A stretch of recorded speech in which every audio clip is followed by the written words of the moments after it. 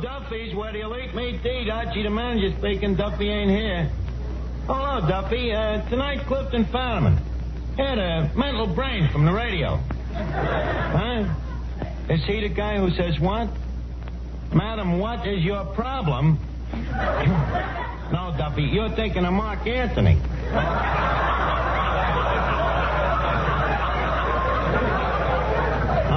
This is the guy that asked the questions on information, please.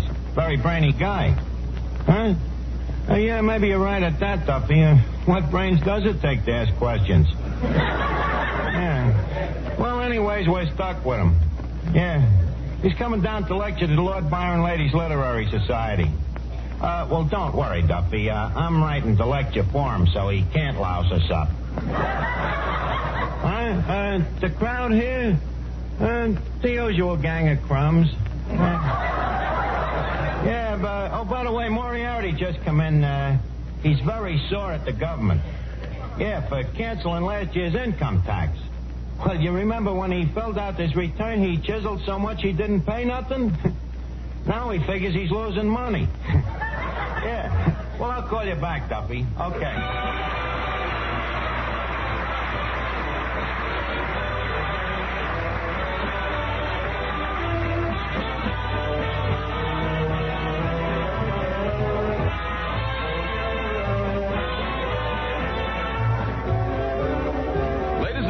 Welcome to Duffy's. Come on in and meet Finnegan, Eddie the waiter, Miss Duffy, Tito Kazar, Peter Van Steeden and his orchestra, our special guest tonight, Clifton Fadiman, and Archie himself, Ed Gardner.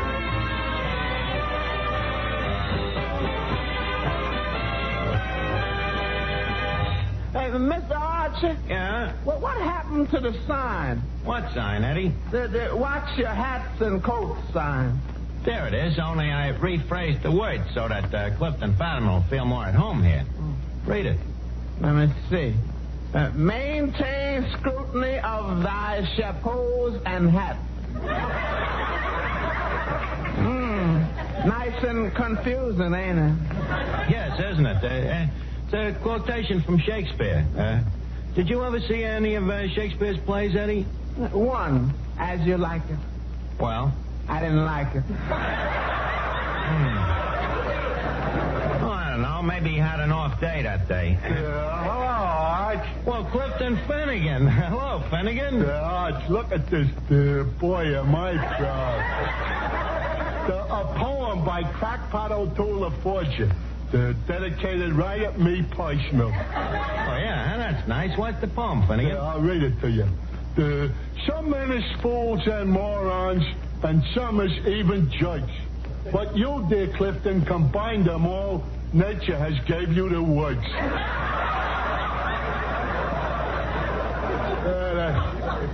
Well, the guy must really like me, huh? Yeah, he must. You may not know it, Finnegan, but that poem is written in pure cubic centimeter.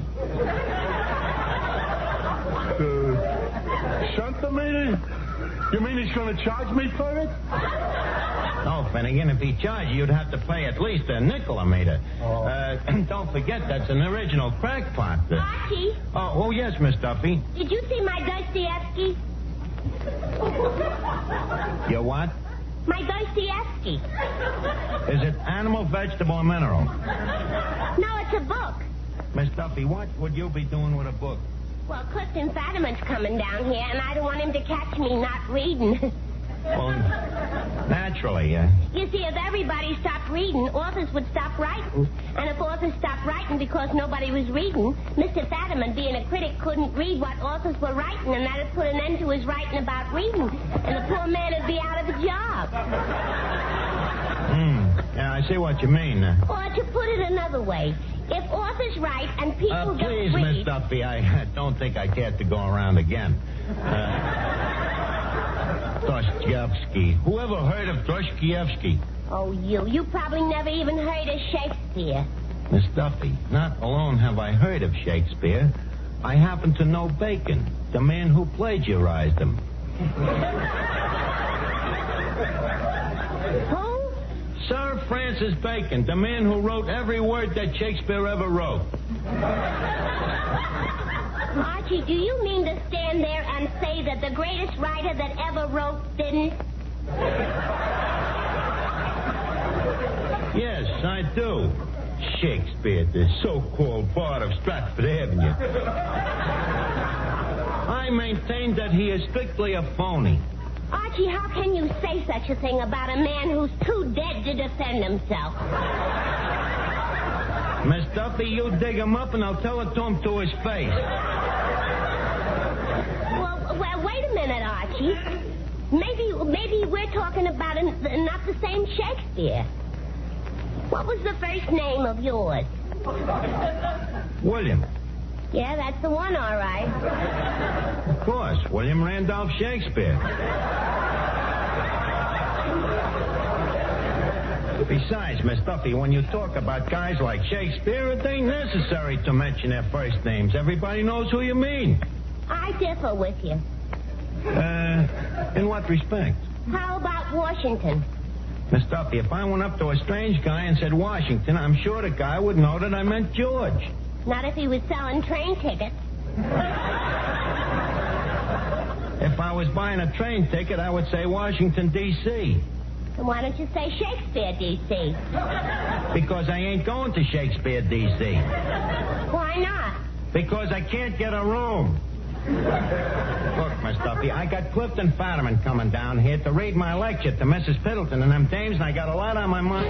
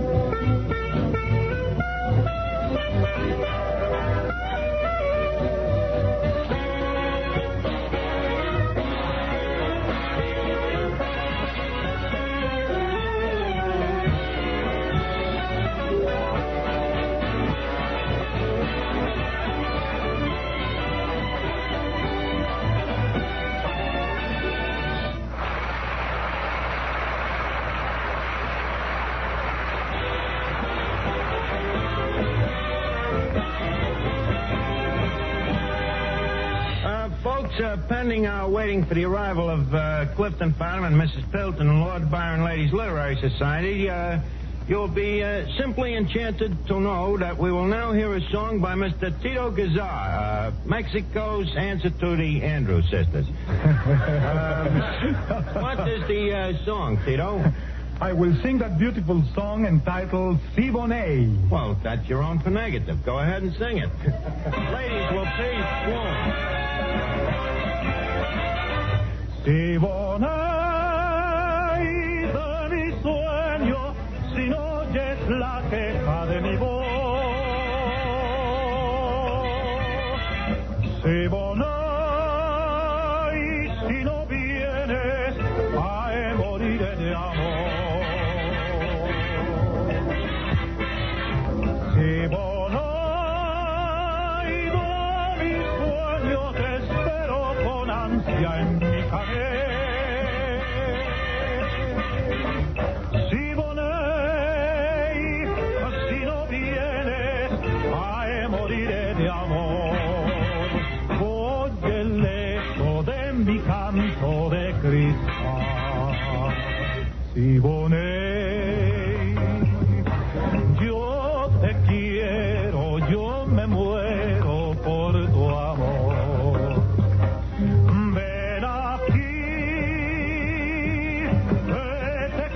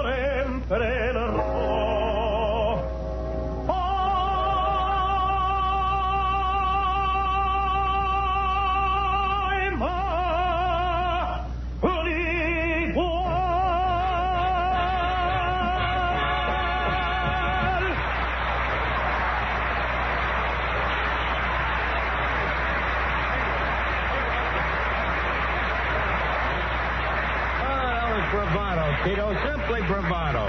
Mucho groucho. Say, Mr. Archie, did that Mr. Fadiman drink coffee? Coffee? I guess so. Eddie, why? Well, we're running a little short. Well, add some chicory to what you got. Okay. But chicory added to chicory is going to taste a little like... Yeah, well, he'd probably be reading a book anyway. He won't notice it. Oh, Archie, dear boy. Well, Mrs. Pendleton, how are you? You're looking great. Archie, you know I look a fright. All right. What makes you look like such a fright? Oh, I've had a terrible experience. Terrible. I had to come down here by subway. Good gracious. The subway? How ghastly. Well, there was no alternative. You see, my limousine is hors de combat. Yeah, what year? Hors de combat, Archie, a French expression, out of action. Oh, you mean like OPA? OPA? An American expression. Out of gas. That subway must be simply livid for one to ride in, huh? Oh, yes. One encounters such a bourgeois class of society. Oh, simply bourgeois, yeah. Makes one sorry one went to the trouble of ducking under the turnstile. Archie, then you have been in the subway. Only in London. Of course, over there we refer to it as the lift. But so much for conversation. I'm glad to see you. Well, it's a delight to be here again. All the same, except poor Mr. Duffy. He seems to have aged considerably. Mrs. Pendleton, that's the moose head you're looking at. Moose head? Oh, Archie, I'm afraid you'll have to remove it. Why? My doctor's orders. I'm allergic to stuffed animals. Oh, yes, Mrs. Gribb. We're waiting for you and Mrs. Allen. Well, Mr. Fadiman isn't here yet. Clifton Fadiman.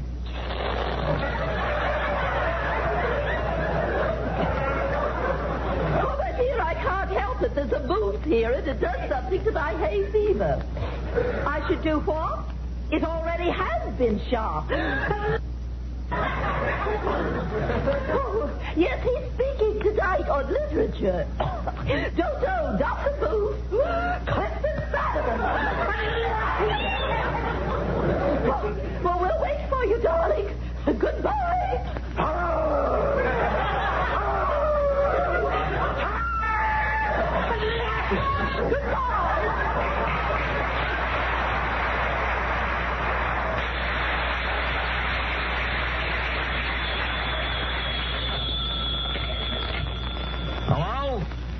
Oh, well, thank you. Mrs. Pendleton, the operator says Gesundheit.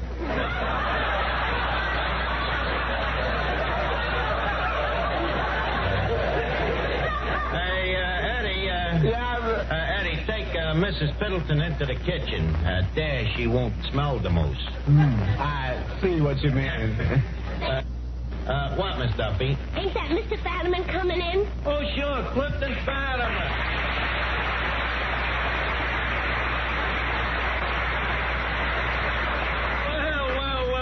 me old pal Clifton Fadiman. How are you, Kip, old boy, old boy? I'm looking for someone named Archie. Just a minute. I'm Archie. You had the pleasure of meeting me just a short nonce ago. Oh, I'm sorry, but I'm wearing my wife's glasses.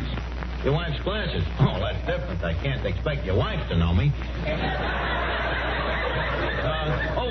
By the way, Mr. Fadiman, this is Miss Duffy. Plaza 59970. I beg your pardon? Well, you're always asking questions, so I thought I'd give you the answer first. Miss Duffy, Mr. Fadiman is an intellectual. He don't go out with dames. Well, that intellectual I ain't. In fact, when it comes to dames, my taste is positively lowbrow. Plaza 59970. See you later. Oh, please, Miss Duffy. Mr. Fadiman just came here. Kip, by the way, speaking of books... Now, who was? I was. Speaking of books, did you ever read any of the works of the famous poet and forger, Crackpot O'Toole? O'Toole. What sort of things does he write? Mostly sonnets and bum checks. That's him. Sonnets and bum checks. That's him over there tilting the pinball machine. Hey, Crackpot. Yeah, Crackpot, come here. Clifton Fadiman, meet Crackpot O'Toole. Crackpot, meet Clifton Fadiman. You two guys should have a lot in common. Oh, you're a forger, Mr. Fadiman? Crackpot, Mr. Fadiman is from information, please. Kip, you'll pardon Crackpot's ignorancy. He's been upstate, up the river, Ossining. Oh, you mean in the clink? In the clink, yeah, in a manner of speaking, yes. We can talk about it, can't we, Crackpot? Why not? It was nothing. Only a few years for forgery. I made a little innocent mistake when I signed a check. I put 2 T's in Vanderbilt. The whole thing was laughable.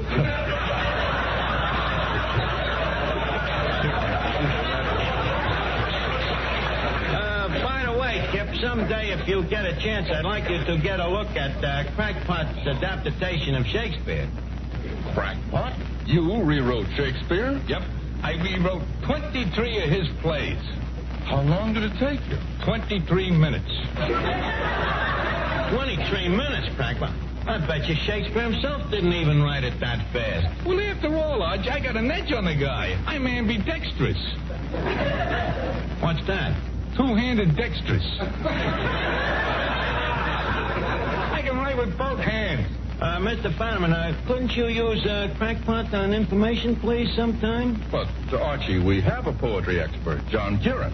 Granted, but suppose you ask Kieran to quote you something, say, from Lord Byron.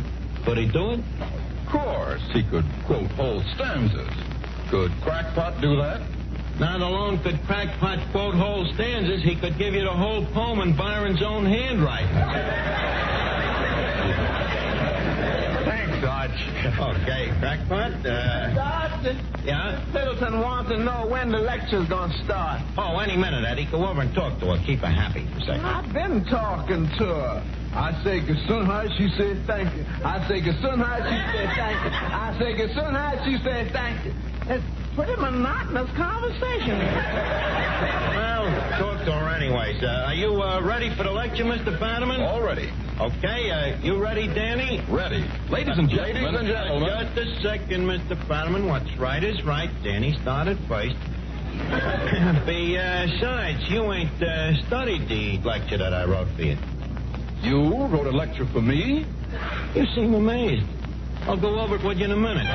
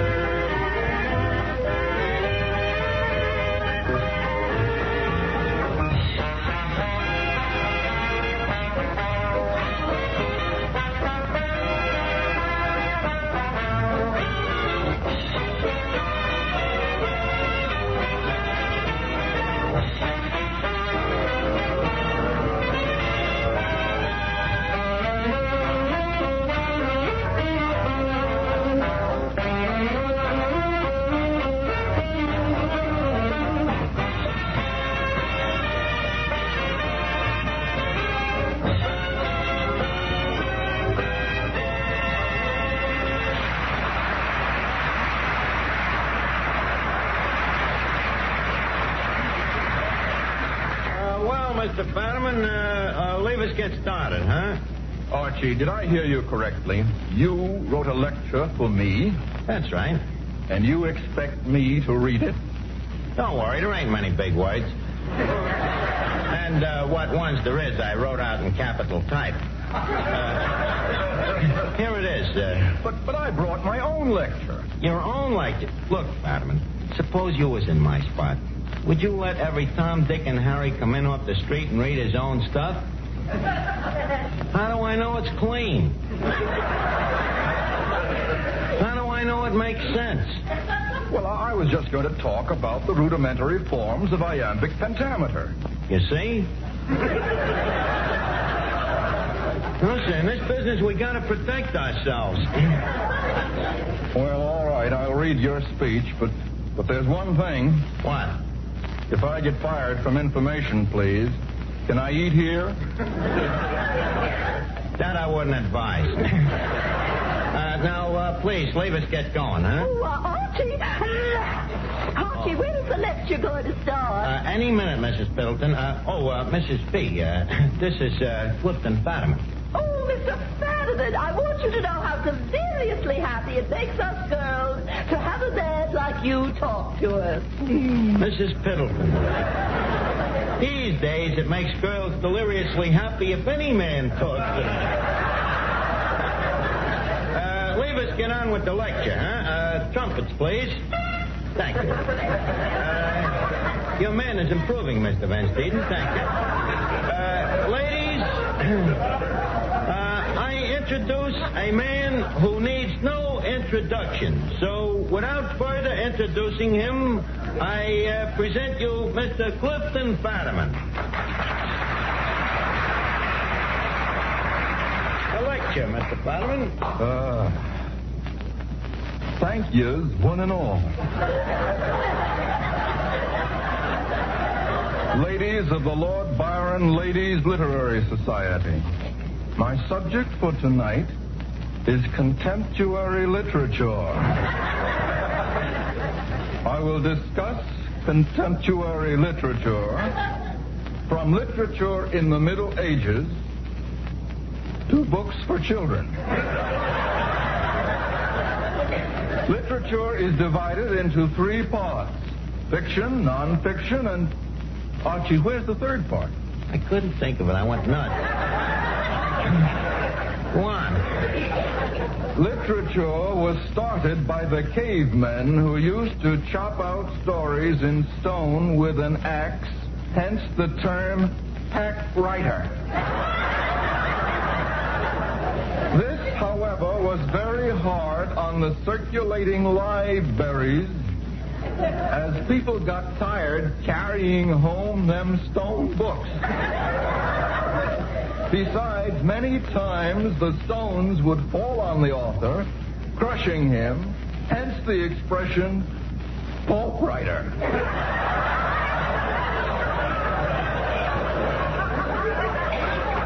This led to the invention of sheepskin, which up till then had only been used for diplomas.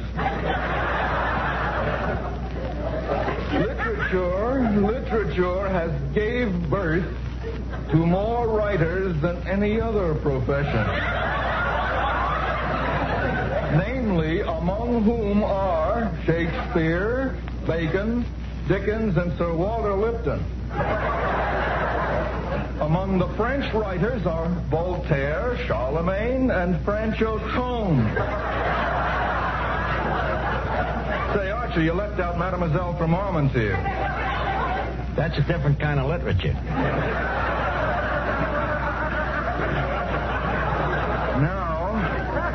Now, among the American writers is also a great assortment of literary authors. Just as music has its three B's, Bach, and Bookhoven, American literature has its three O's, O'Neill, Odette, and O'Toole.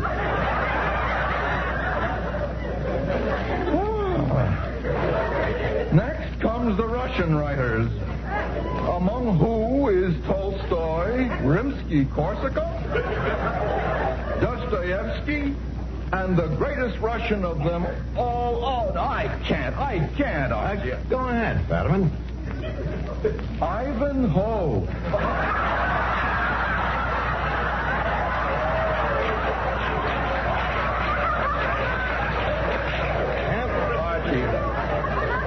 Archie, I can't go on with this. My reputation will be ruined. Ladies, the lecture is over. I thank you.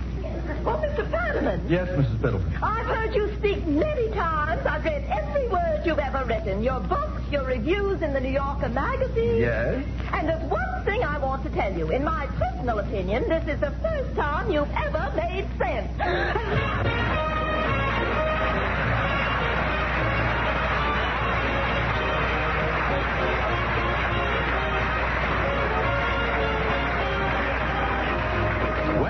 To leave Duffy's for the evening, but let's all meet again at Duffy's next week when our guest will be Monty Woolley. You have a half hour next Tuesday evening at the same time. Remember, Duffy's where your late mate date. Yeah, Duffy, next week, Monty Woolley. Hey, yeah, the guy with the beard. Huh? The hot weather? Don't worry, Duffy. Nature takes care of them things. In the summer, he sheds.